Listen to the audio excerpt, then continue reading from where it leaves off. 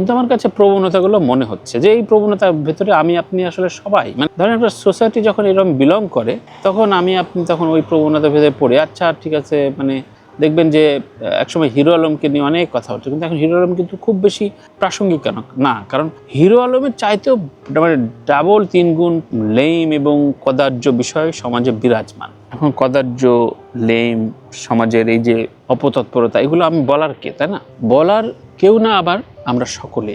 কারণ আপনি যখন ভালো কিছুর প্রেইজ না করবেন তখন খারাপটা দাঁড়া যাবে। আপনি যখন গুড কন্টেন্ট দেওয়াটা বন্ধ করে দেবেন তখন খারাপের তোড়জোড় শুরু হবে। সিনেমাও তেমন, বই লেখাও তেমন, নাটক চর্চা ঠিক তেমন। ভালো গল্পের নাটক বন্ধ হয়ে গেছে, দেখবেন জামাই বউ মিলে বা পরিবার মিলে কিংবা সন্তানকে নিয়ে নাটিকা ফাটিকা যারা গল্প টল্প চুলকানি হাসি টাসি দিয়ে কন্টেন্ট ক্রিয়েট করার জন্য তারা ইউটিউবে নাটক নামে চালাচ্ছে। প্রচুর ভিউ হচ্ছে, প্রচুর পরিমাণে রিচ হচ্ছে এবং এগুলো মানুষ দেখছে।